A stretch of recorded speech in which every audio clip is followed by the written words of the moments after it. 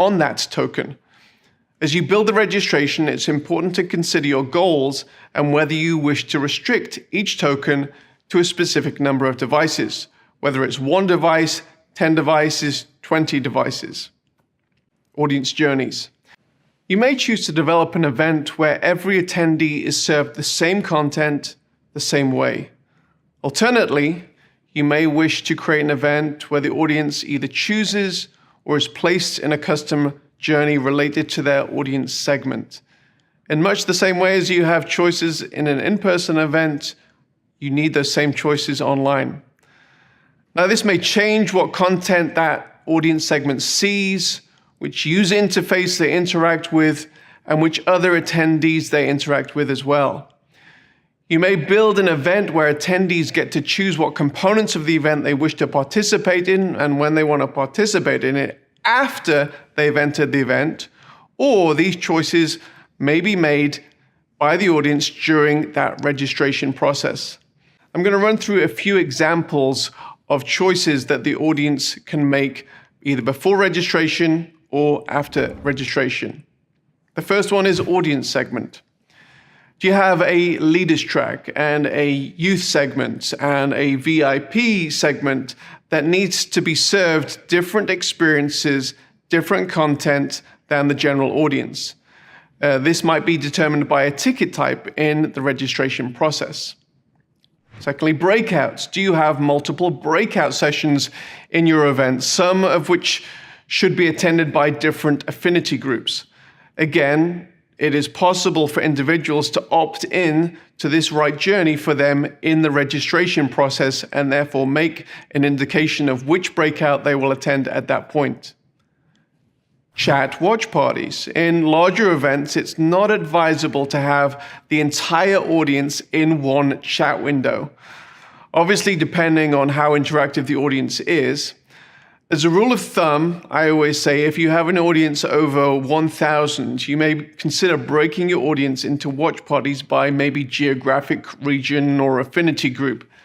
Selecting skilled and appropriate moderators in your watch parties can add a significant value to your event. Moderators might be subject matter experts, maybe regional representatives, or maybe in a church it might be a group pastor or a cell group leader. It's also sometimes advisable to include the actual presenter in the watch party if the video being played is actually played simulated live. And so you add that live component to the event, and so people can ask questions on the fly. One-on-one meetings is another component. Part of any event are exclusive experiences. Meeting one-on-one with subject matter experts, consultants, counselors, or for personal prayer is one such exclusive experience. While this might be decided later on in the event, it's also possible to schedule this experience through the registration process and make this part of the individualized journey for the attendee. Building your online registration. For online events, registering for the event with your organization may be the first point of contact that an attendee has with you. Therefore, there are a number of elements to think through in addition to the fields of information that you're collecting. And these ultimately relate to assets that our project managers and event managers typically ask you to provide us with. Firstly, the design of the ticketing. You need to be thinking about including your event branding in the ticket. Secondly, confirmation message once registered. This is the page that appears immediately after registration to indicate success in registration. We have some stock confirmation pages, but advise you to customize this message as it's from you to the attendee. The registration confirmation email content, this is very similar to the confirmation message we just talked about. Now, we have some examples of what good confirmation emails look like, but again, this is a message from you, so it's important to ensure you get the message and the tone correct from your organization. Lastly, the pre-event landing page. Once an individual has registered, they won't experience the full event until the day that it begins. However, it is still possible to move the objectives of the event forward with an effective pre-event landing site. This is the location where registrants will be directed to upon completing registration. It includes your basic branding elements with a written welcome message and usually a countdown to when the event will open. We also advise that in addition to any text, you include a welcome video, which can help orient your audience regarding what to expect at the event, as well as creating excitement and maybe pointing people to a specific call to action that you may have in that pre-event build-up period. This might be a temporary landing page until the event watch page is created. Now let's talk about collecting money for a moment. A number of ticketing services out there handle the payment processing of an event for a significant fee, which is often taken off the top of the monies collected before the remainder then reaches you. Now, we at Sodius operate on a different model, and that's a bring your own Stripe account approach. This means that you will pay the percentage transaction fee, maybe that 2 to 3%, and then receive the income directly from your audience to your bank account. The next question is, when should I open registration? Now, some organizations have established behaviors concerning when they open registration for their events, and it would create confusion to their audience if they veered from this course. However, when no such general behavior has been established, a common question that is often asked is when registration should be opened. Now, while many aspects of a physical event and an online event are transferable, this is one area that must have a few different considerations. An in-person event will often require the audience to take time off work, or at least their day-to-day schedule if it's an internal organizational event. This often requires much more forward planning, including travel, accommodation arrangements. For this reason, it's often important to open event ticketing up to a year or more in advance for an in-person event. Added to this is the fact that an in-person event often has limited capacity at every level of the event, which could add the motivation to buy early. Now, an online event does not invade as much of the day-to-day schedule of an audience, a fact that must be considered when creating the event schedule if it's entirely online. And therefore, opening up the registration closer to the event and building a clear communication plan from the start of the registration to the end of the event and beyond is something that should be considered. For hybrid events, you may even consider opening up the online portion of the registration later than the in-person portion. While you can still utilize early bird pricing in online events have no real space limitations for the size of an audience. While you can utilize early bird pricing in online events really have no space limitations for the size of the audience. This doesn't mean that an event should have an unlimited registration. Unique limited experiences based on human limitations of breakout watch parties or VIP one-on-one consultations may create that exclusivity that is often a big selling point for an in-person event. So that's pretty much all there is for this section. So let's go through our checklist.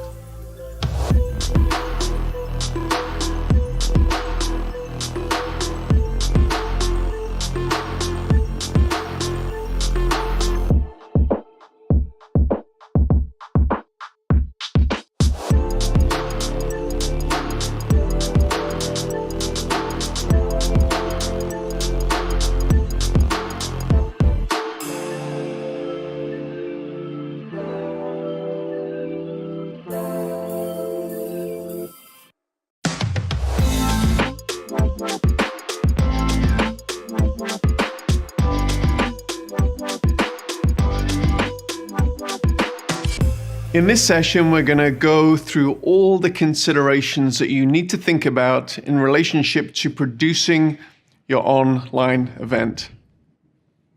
When you design a large in-person event, much thought is often given not only to the content that is delivered from the stage in the main plenaries, but also to the design of the stage and the main auditorium.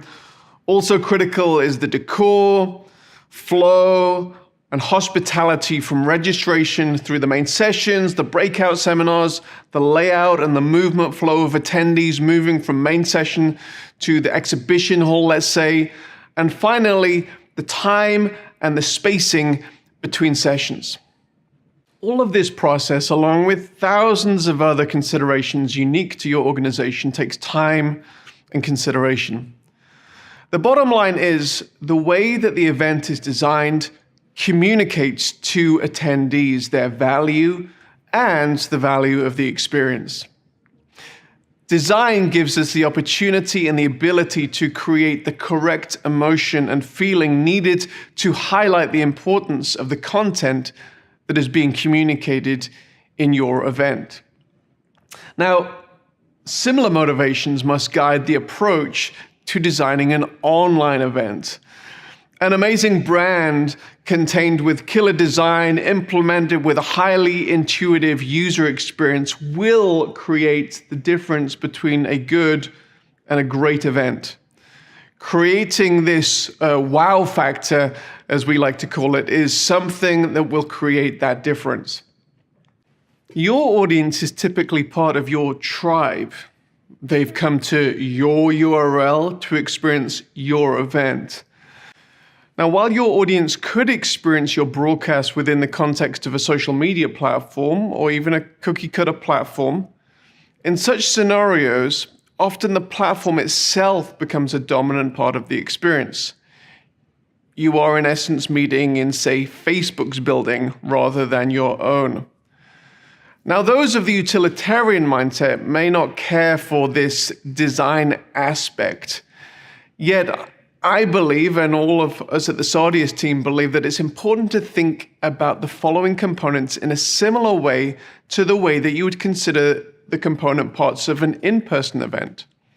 Considering the video, the user interface, which we call the UI, which is typically more about the design aspect, the user experience, or UX, which is typically more about the functionality of the platform, as well as the timing of the overall presentation that altogether determines the quality and the wow factor of your event.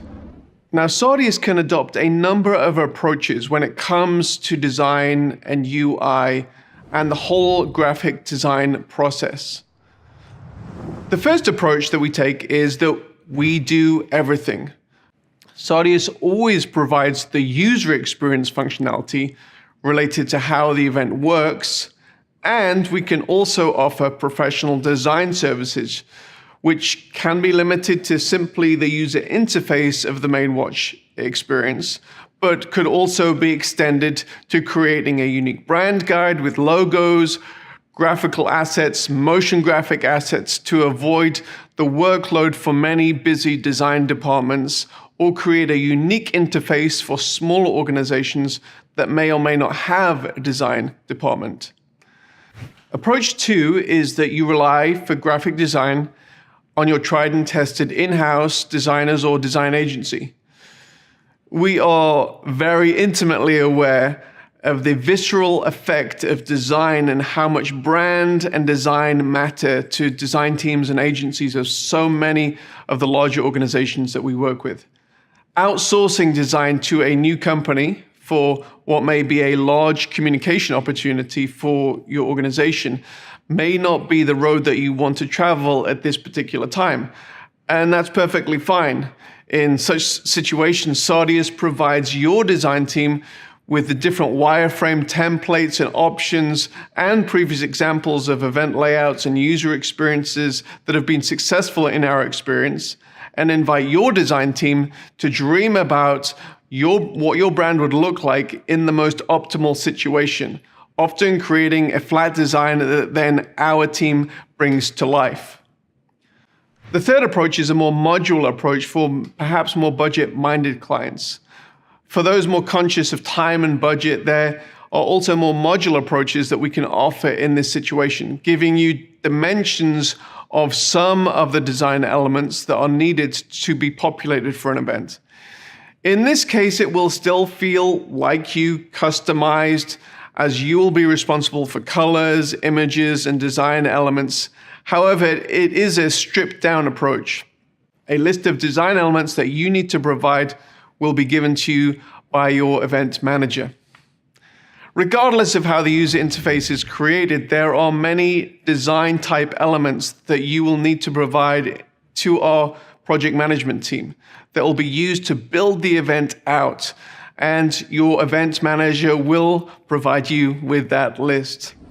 Coupled with an excellently designed user interface, which effectively communicates your brand, is the schedule and structure of the event, and considerations of when to present certain components of the event.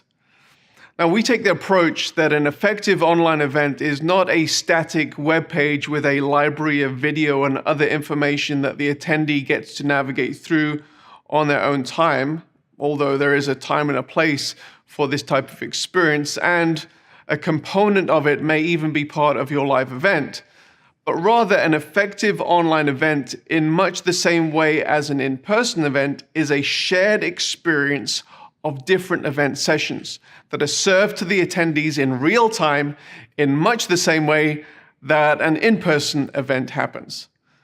Most events consist of main plenary sessions, breakout seminar tracks, and other type meetings.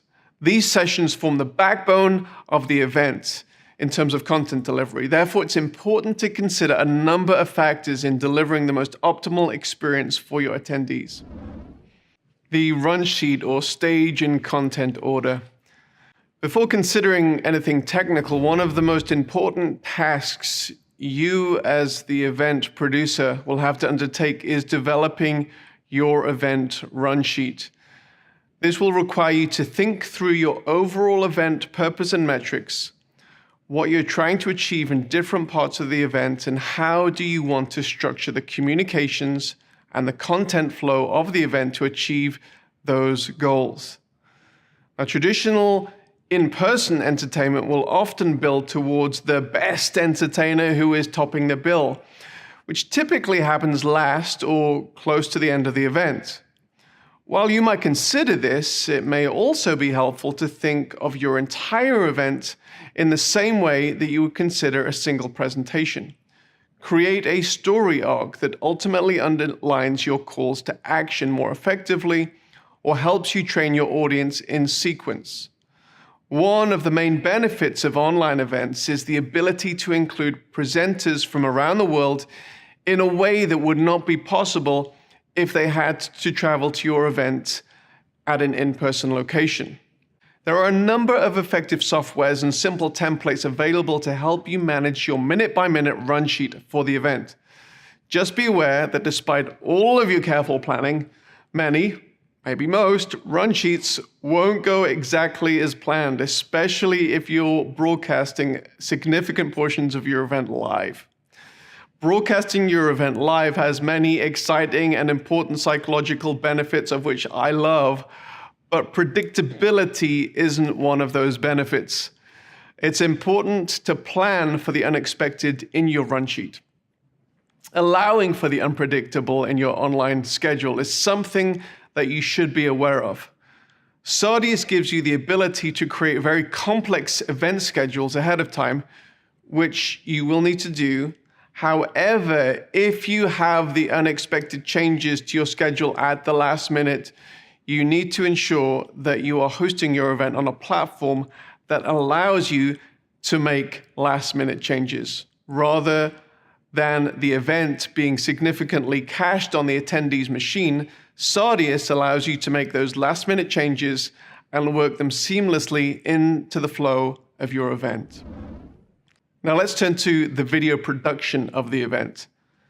Typically for an in-person and a hybrid event, it's recognized that video production must be of a certain quality level. The same realization is not always recognized with exclusively online events.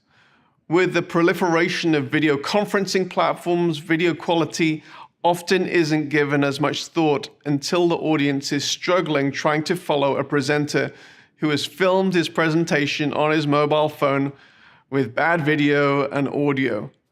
And when we speak of video production quality, we're speaking of video camera quality, audio quality, lighting quality, background quality, and finally, broadcasting quality. Often with online events, the event producer is having to deal with presenters from diverse geographical locations. In the past, may have only been the preserve of outside broadcasts on newscasts of election coverage. Without having to produce full-on TV quality, here are a few suggestions to produce the best quality video for your event and mitigate against some of the inherent risks. Number 1, obtain a central location to film and broadcast from. Most individuals don't have access to high-quality video production gear. Now, this has changed somewhat in the post-COVID world, and even if you do, it is often wise to have a second set of eyes as a video producer to ensure quality production. If you obtain a central location to shoot the event with a higher quality production level, better equipment and tech personnel, and invite your key presenters to this location, you can limit your exposure to bad video. Secondly, pre-record the segments of your event where you're broadcasting a video conversation. There may be legitimate reasons why you need to broadcast a low latency video connection live. For example, if you require a live feedback interaction with the audience.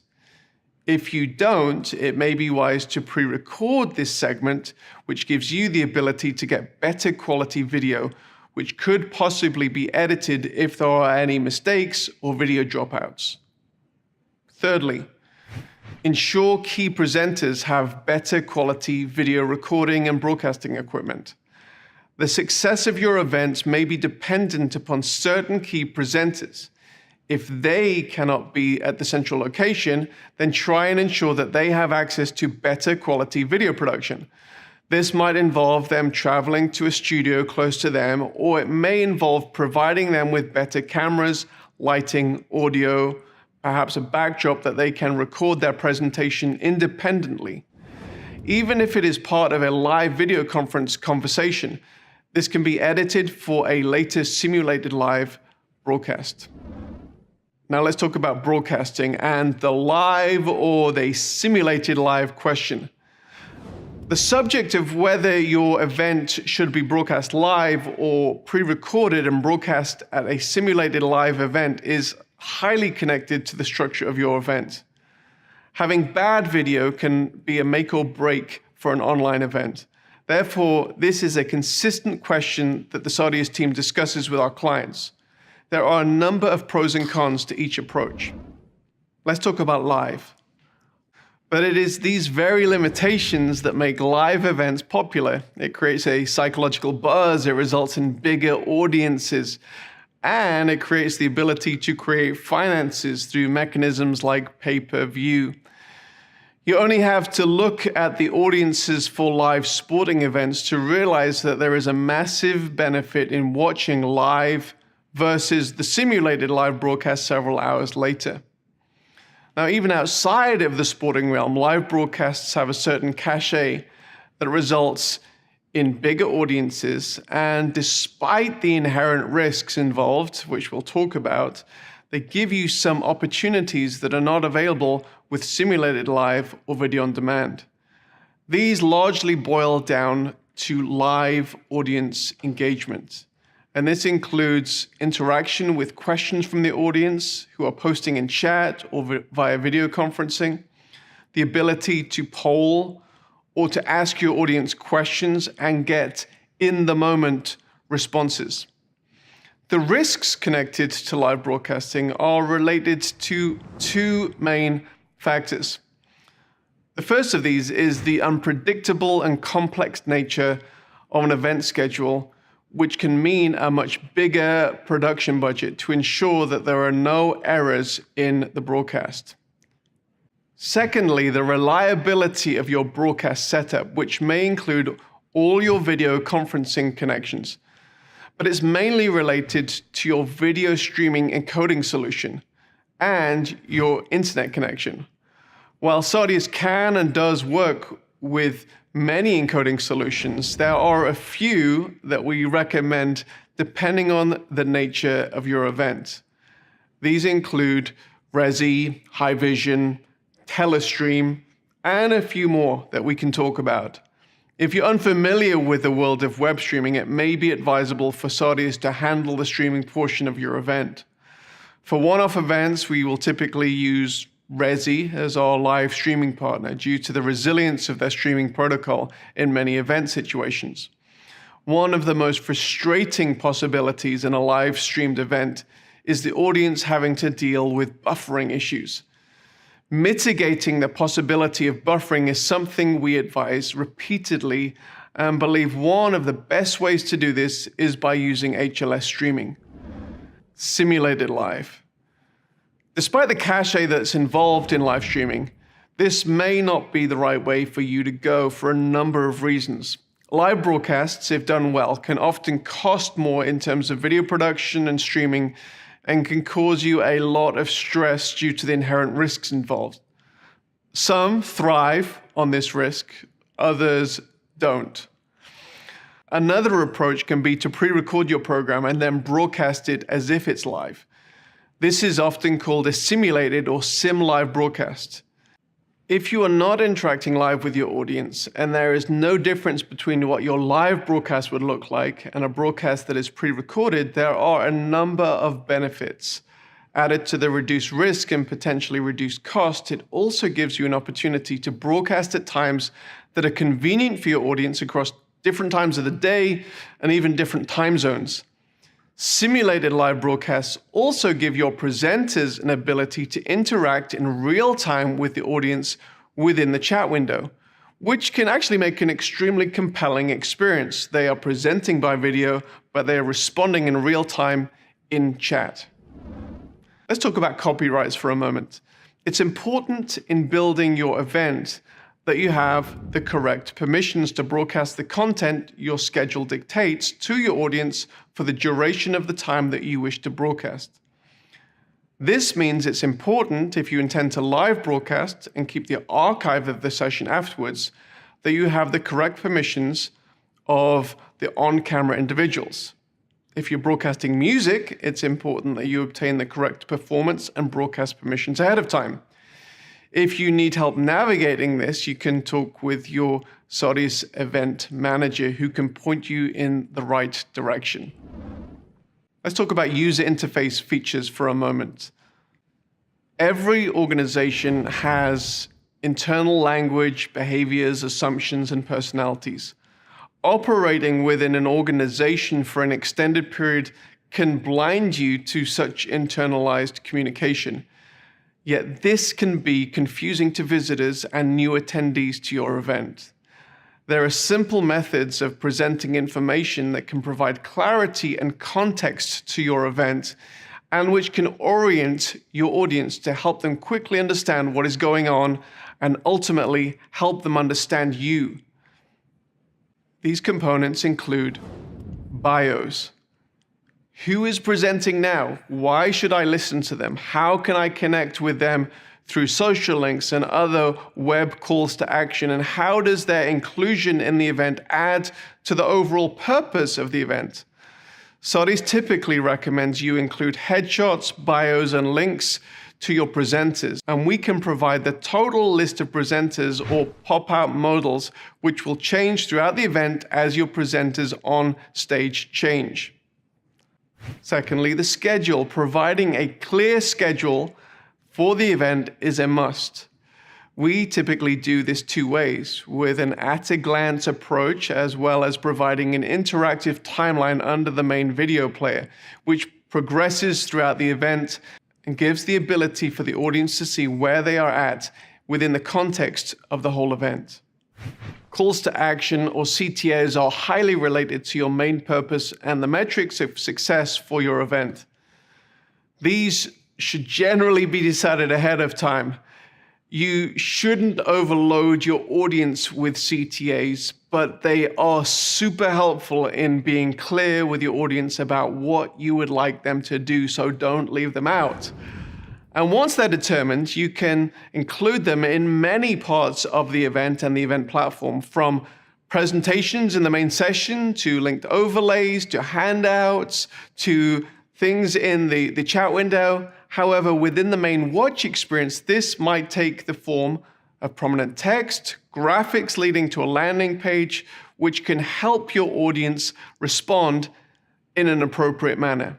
So these are just some of the things that you need to think about as you create a clear, effective production of your online event. Let's go through the checklist.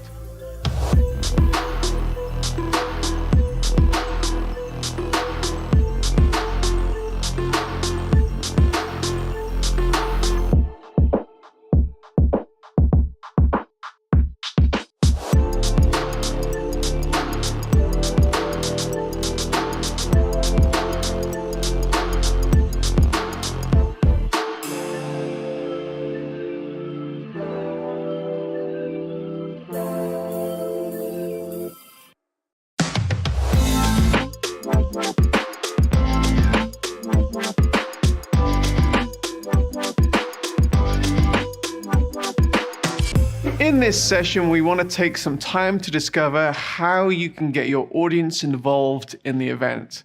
After all, this is one of the reasons to use a customized online platform. Providing customized communication opportunities throughout the event, both from you to the attendees, between the attendees, and from the attendees back to you, is highly desirable to keep audience engagement high and for everyone to achieve the objectives they have throughout the event. Sardius provides a number of options for these purposes. Firstly, moderated chat and watch parties. Providing your audience with the ability to chat as a group or as a smaller geographic or affinity-based watch parties has become an expected feature in recent years. We've already mentioned the pitfalls of having too many attendees in a chat window and the rationale for watch parties. However, to get the most out of this feature, it's helpful to think intentionally about how you would like attendees to interact, rather than allowing the unmoderated Wild West, unproductive, and sometimes downright nasty comment sections many will intentionally avoid, or some websites.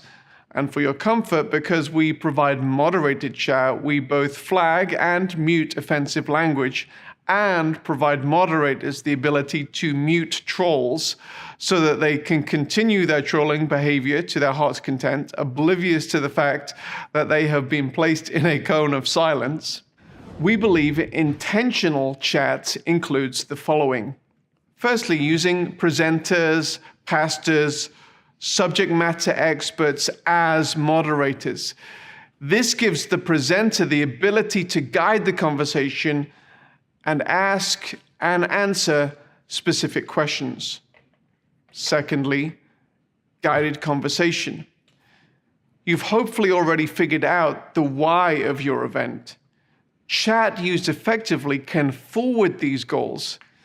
If you're in a watch party with an affinity group with a subject matter expert moderating, this can be an opportunity for an enriching conversation. It's even an opportunity to network in a way that is more natural around mutual interests versus awkward, cold, open conversations. It may be that from such a productive chat that the moderator decides to open up a video conference room and the group can continue the conversation in a face-to-face setting. Direct messaging with the moderator. We'll address attendee-to-attendee networking later on, but one option that has proved effective is for private direct messaging to the moderator for a number of reasons. It may be that the moderator or the on-screen presenter has asked for questions, and this can be facilitated through the direct messaging feature.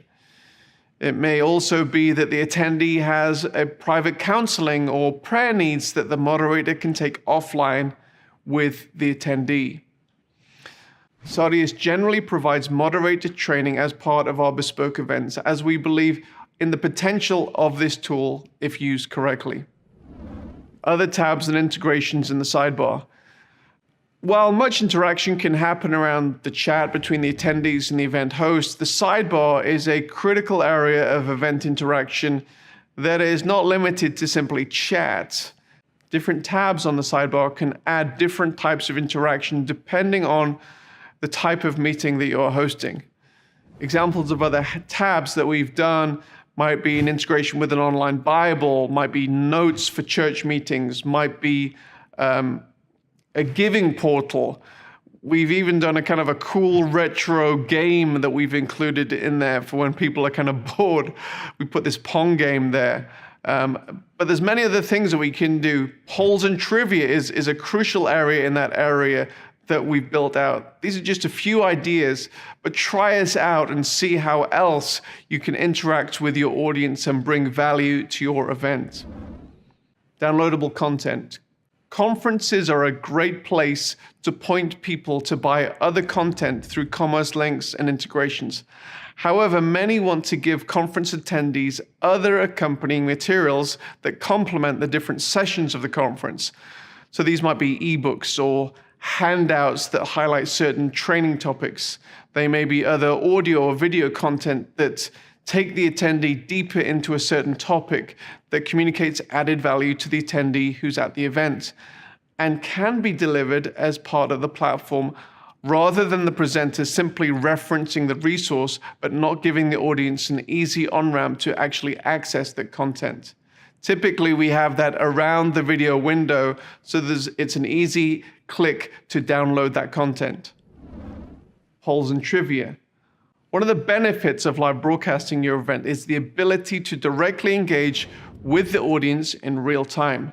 This means that the audience can ask you questions in real time, but it also means that you can ask questions of the audience and then interact with those answers.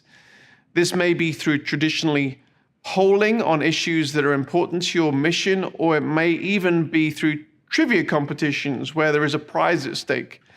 Keeping your audience on their toes through a degree of gamification may not be the worst idea in the world. Overlays. In many event scenarios, it's helpful to include a degree of video graphics over the video.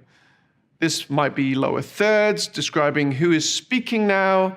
It might be a logo placed at the top corner of the video. It might be a call to action for giving campaign. It might be a call to buy a product, the latest book of the speaker. While it looks good to include these graphics, it's also helpful if such overlays can include a hyperlink to the specific call to action that is being highlighted at that particular moment. The Sardius platform offers the event producer the ability to schedule such hyperlinked overlays or simply to trigger them in the moment when the call to action is happening.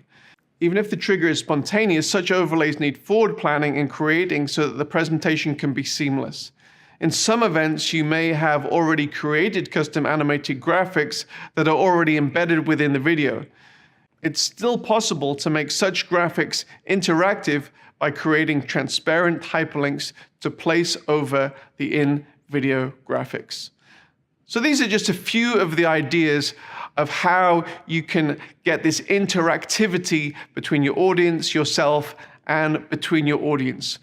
We'll cover networking in a future session, but let's go over the checklist now.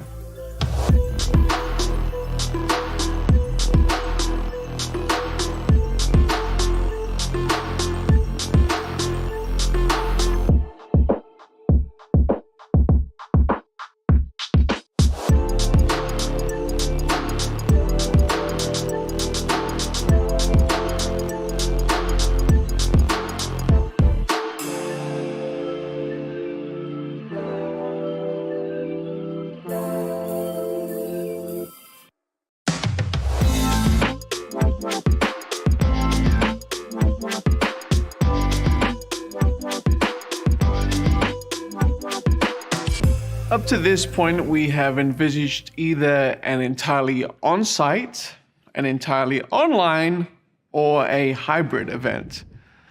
However, there is another option that has become increasingly popular, and that is to offer physical or online host sites. What's a host site? A host site may be a home, a church, an office, or any other location where attendees can gather in smaller groups to participate in the event. Providing an excellent host site experience, like every other component of a world-changing event, needs intentionality. We will leave the hospitality and the in-person network elements to one side for now and focus on the broadcast and the online components. The first thing that is important to ensure at your host site is that you have good video and audio quality. This might be as simple as casting the video player onto a large TV screen in a home or an office. If you are projecting onto screens in a larger church building, let's say, it is advisable to ensure the picture quality is good enough and that the audio and the video are correctly synced before the event. At Sardius, we typically advise all attendees to log into the event maybe 15 or 30 minutes before the event to ensure that there are no issues with your device, keeping in mind that many problems faced online are solved by simply rebooting the device. It's advisable to allow time if this is needed. However, with larger host sites, we typically advise that it is good practice to do a host site test to iron out any technical niggles should they exist. Let's talk for a moment about the second screen experience which Sardius provides. With screencasting becoming an increasingly popular way of engaging with an event, especially within a host site context, the question is then asked how members of the host site can engage in some of the context-giving and interactive features of the online event, such as how attendees can find out details of who is presenting now, what is coming up, or how the host site audience can engage in chat or ask questions or respond to polls or trivia questions. The solution to this challenge has been the creation of a second event experience, which simply includes those interactive features and is built primarily for the mobile device. This can be used in host site situations as well as actually on site in a physical in-person event, and gives you as the event producer the added benefit of obtaining better quality analytics from the event than simply receiving that one IP address which is casting on the big screen. Now you have all of the participants participating and you can get all of that data. Reaching a global audience, time zones and language. During the COVID-19 lockdown, many people have longed for the return of in-person events. There are certainly many benefits to being in the same physical location as other attendees. However, there are similarly a number of benefits that cannot be achieved with an in-person event. We've already addressed the ability for presenters to join the event from all around the world. And this global nature also applies to opportunities related to broadcasting of the event. If a hybrid event is taking place in, say, California, there would previously have been an expectation that if someone in Europe wished to join with that live event at 7 p.m., say in Los Angeles, they would have to be watching at 3 a.m. in London. Ugh. However, if your event has a sizable global audience, or if one of your metrics is to increase the number of global attendees, there are a number of adjustments you can effect to make the event more accessible to these global attendees. Number one, translate the broadcast. This can be done as an alternate audio stream or with closed captions. Secondly, translate the whole experience. This entire event experience can be translated into target languages. Not just the broadcast, but everything around it is translated into the target language. Thirdly, adjust the timing of the event.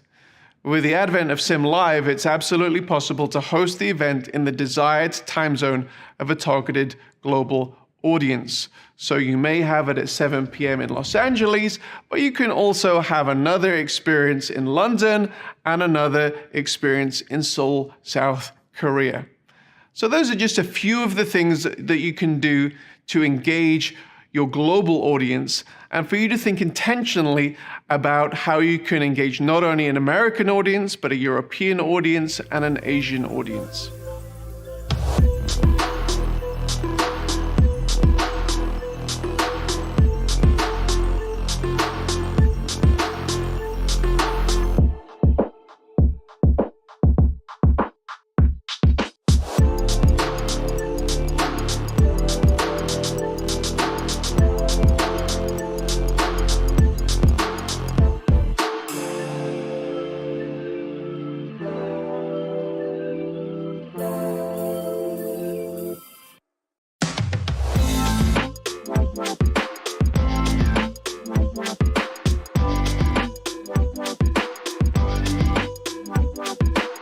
Networking is one of the principal goals of many events.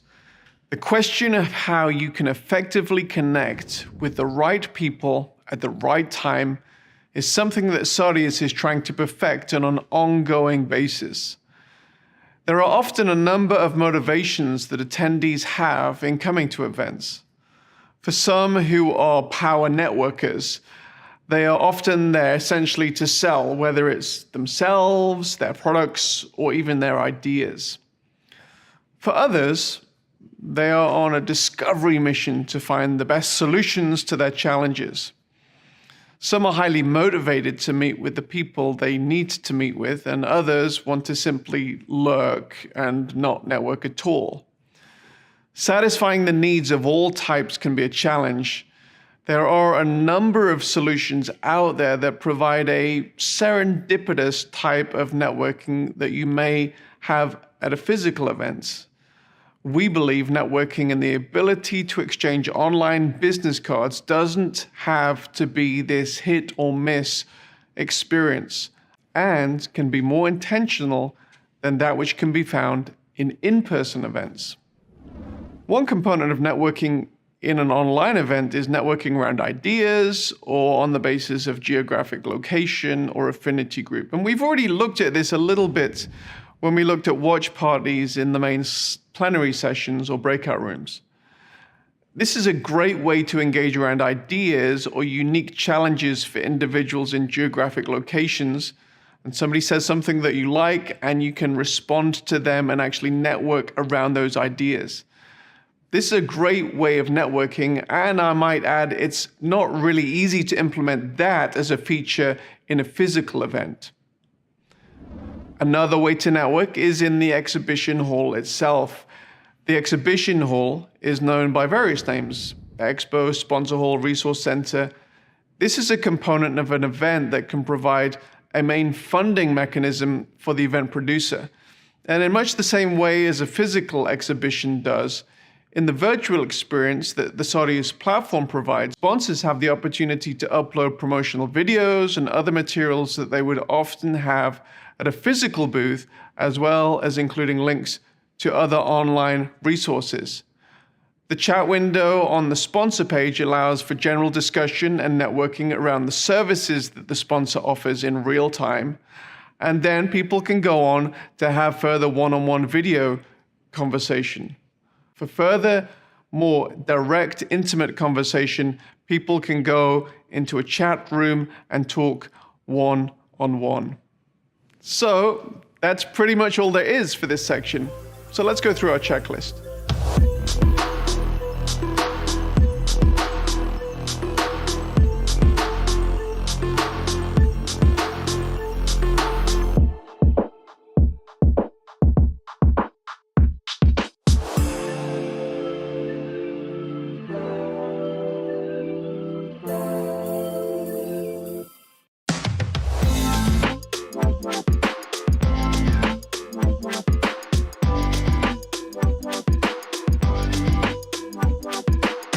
While there are many benefits for event broadcasts to occur in real time with an audience experiencing the event at the same time, There are different benefits in both supplying an event with extra video-on-demand content. This may be extra content that you build into the event intentionally from the outset of the event, maybe content related to the main sessions and breakouts, and maybe related to different audience segments. Or it may be the post-event video on-demand content.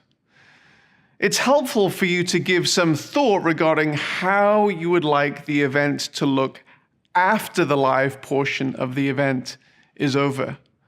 The immediate purpose for video on-demand content is as a catch-up service so that your attendees don't miss the content that has just occurred.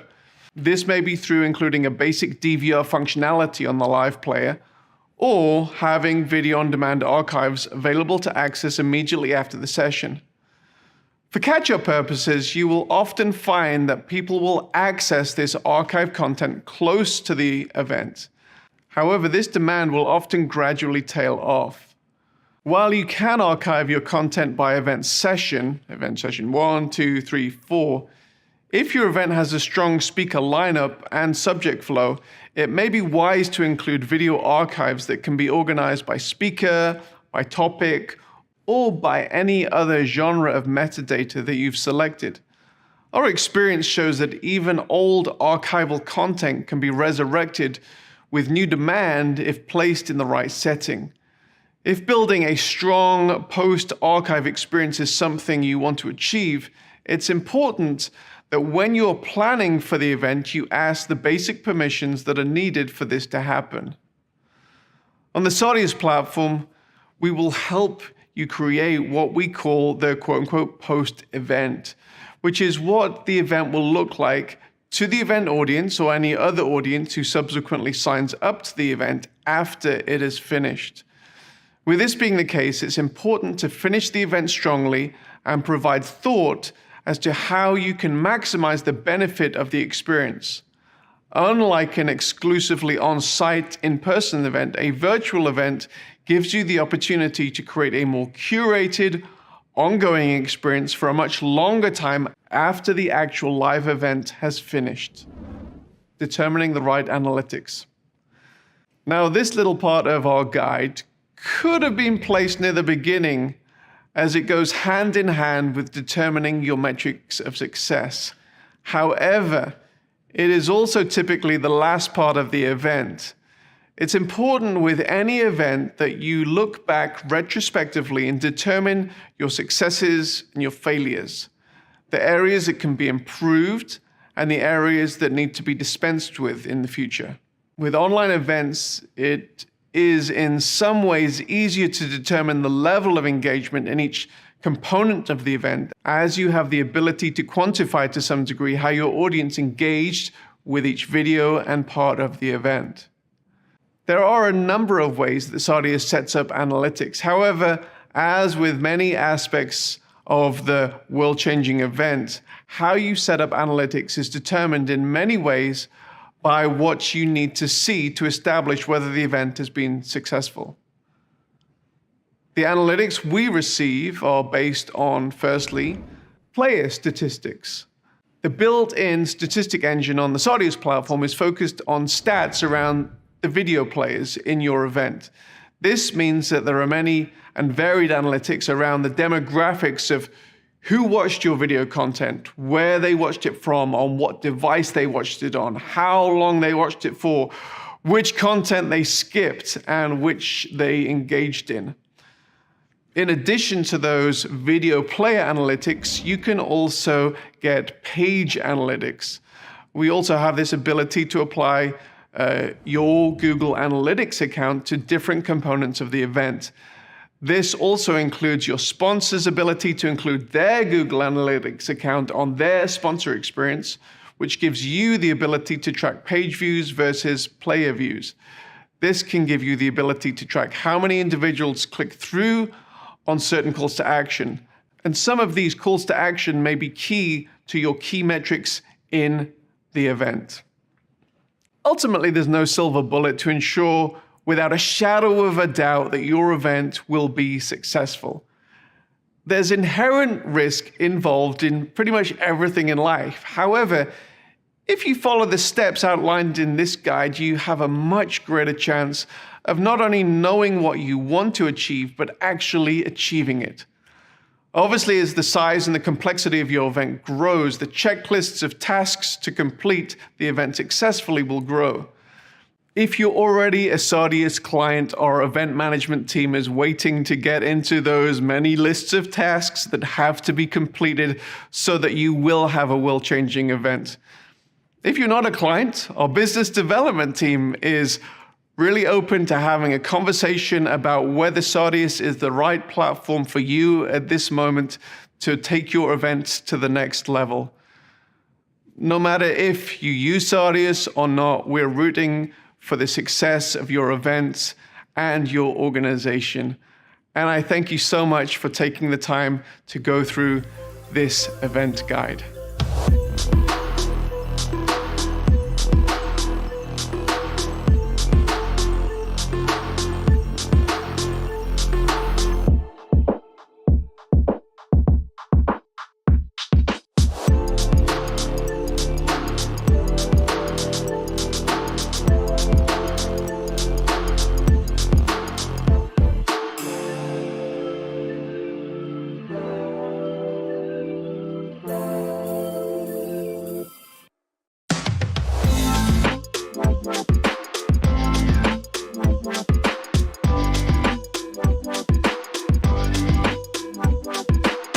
There's a reason why the framers of the US Constitution included the right of the people to peaceably assemble in the First Amendment.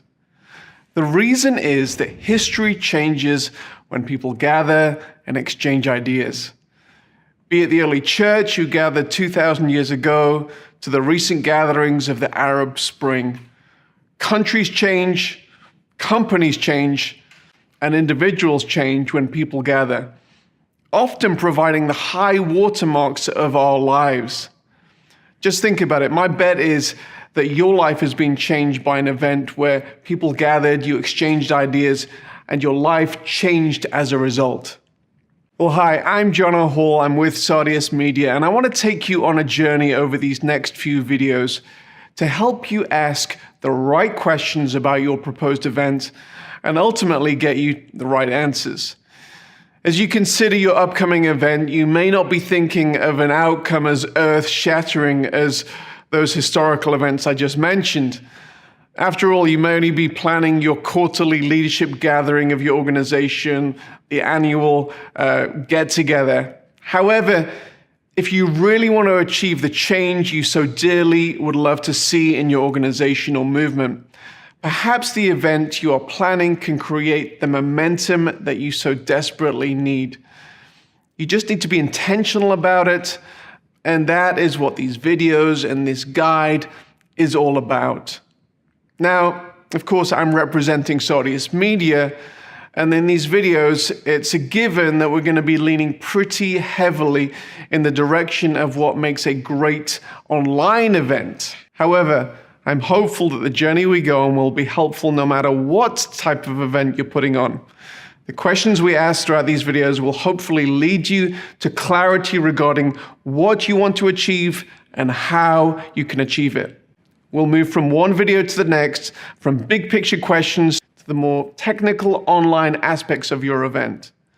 We're rooting for your event success and hope that the following video and guide will help you navigate these waters.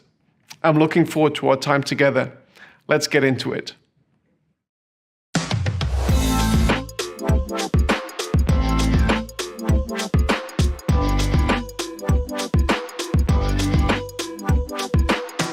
Often when you're starting to think about your event, you have something in your mind.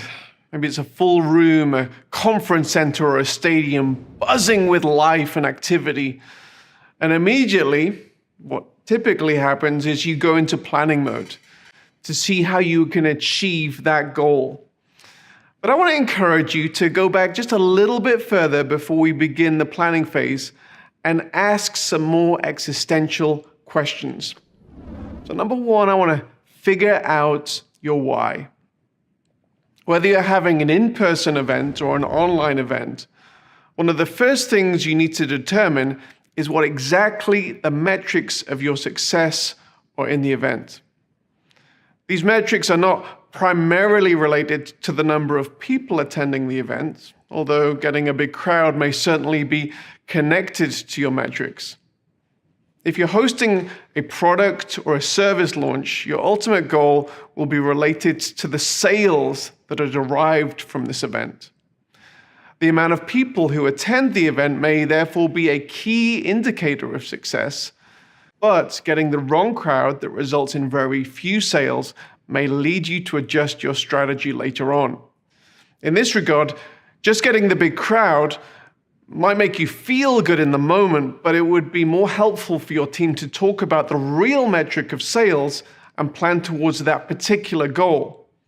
Now, if your goal is to communicate your vision to your superfans, your radical core audience, having a huge crowd with hundreds of thousands of people may surprisingly actually work against your main metric if your audience wants to be addressed as if they are the only one that matters.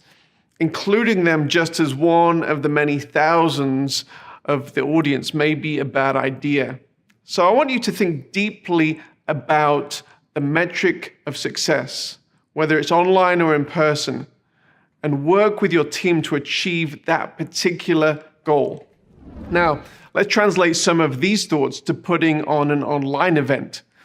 Now, in the TV industry, getting the eyeballs is a key indicator of success. Large numbers are also attractive to online broadcasters as they can result in advertising revenue. The strategy for engaging your audience online may be the same, simply gathering a big crowd. And if a simple big crowd is the objective, then maybe the right strategy is simply to go out on all the platforms like YouTube and Facebook. But if you're really honest with yourself and think about it, your goal is probably more than simply the eyeball.